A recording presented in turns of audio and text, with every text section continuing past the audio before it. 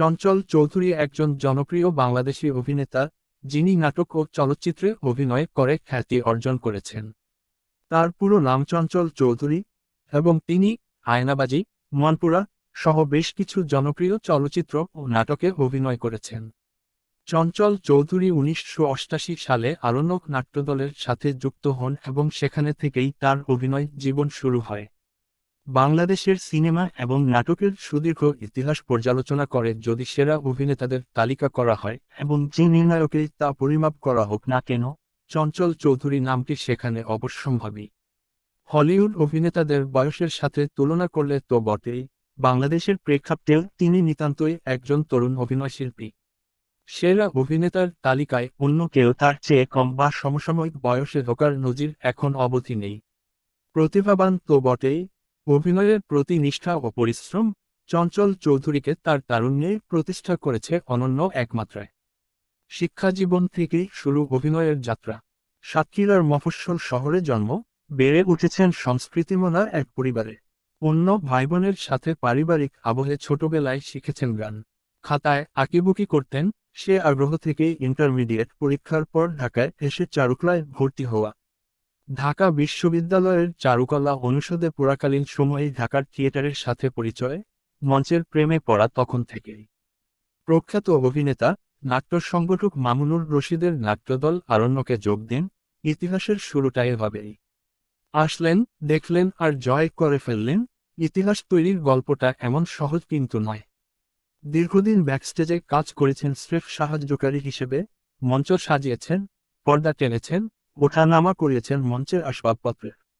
মাঝে কখনো কখনো মিলেছে খুচরো কোন চরিত্র, দু একটা ডায়লগ বলার সুযোগ। নিজেকে প্রমাণ করার সুযোগ হয়নি তাতে।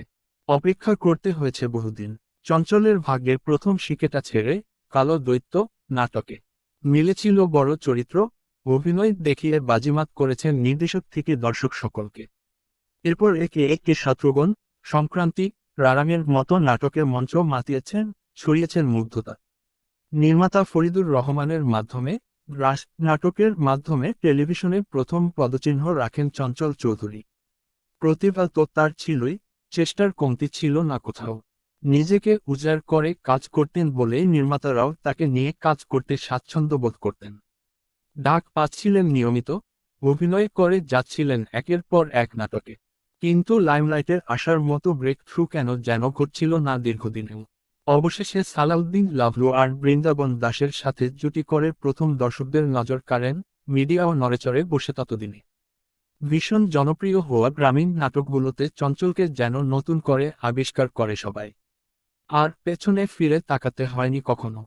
গ্রাম শহর ছাড়িয়ে চরিত্রের ভাঙাগড়ার খেলায় চঞ্চল চৌধুরী হয়ে উঠলেন এক জীবন্ত কিংবদন্তি। অভিনয়ে জীবনের প্রথম ধাপগুলোতে প্রচণ্ড সংগ্রাম করে উঠে এসেছেন, পরিচয় দিয়েছেন ভীষণ ধৈর্য এবং নিষ্ঠার। সিনেমার গল্পটা কিন্তু একদমই উল্টো। প্রথম সিনেমা তৌকির আহমেদের রূপকথার গল্প, সেই থেকে আজ অবধি পুরো সিনেমা ক্যারিয়ারটায় যেন এক রূপকথা। চঞ্চল চৌধুরী যেন সেই রূপকথার সোনা রূপার জীবন কাঠি, ছুঁয়ে দিলেই সোনা ফলে। প্রথম সিনেমাতেই বাজিমাত করেছেন, বেকার যুবকের চরিত্রে যে মায়া ছড়িয়েছেন, মায় আদ্র করেছেন প্রতিটা দর্শকের মন। প্রথমবারের মতো মিলেছে অভিনয়ের স্বীকৃতি সমালোচকদের কাছে থেকেও। প্রথম সিনেমাতেই মিলেছে মেরিল প্রথম আলো চলচ্চিত্র উৎসবের সেরা অভিনেতার পুরস্কার। পেছনে তাকাতে হয়নি আর। গিয়াসউদ্দিন সেলিম পরিচালিত মনপুরা, রসনাই পুরীর প্রেম আর বিরহ এক যুগ পরে এসেও ছুঁয়ে দেয় আমাদের। আবার মোস্তফা সরোয়ার ফারুকীর টেলিভিশন, সিনেমায় দর্শকদের হাসাতে হাসাতে ধর্মীয় গোঁড়ামির বিরুদ্ধে মেসেজ দিয়ে গেছেন। গৌতম ঘোষের মনের মানুষে কালুয়া হয়ে যেন অসাম্প্রদায়িকতার প্রতিচ্ছবি এঁকেছেন অভিনয়। দেবী র মিসির আলী হওয়ার চ্যালেঞ্জ নিয়েছেন নির্ভীক চিত্তে, কতটুকু সফল কিংবা ব্যর্থতা বিচারের ভার দর্শক সমালোচকের উপর ছেড়ে দিলেও অভিনয় কমতির অভিযোগ কিন্তু পরম শত্রুও করবে না। আর আয়নাবাজি নিয়ে তো বলার প্রয়োজনই নেই, চঞ্চল এখানে নিজেই নিজেকে ছাড়িয়ে গিয়েছেন বারবার। অমিতাভ রেজা আর চঞ্চল চৌধুরী মিলে বাংলা সিনেমার ইতিহাস লিখেছেন নতুন করে।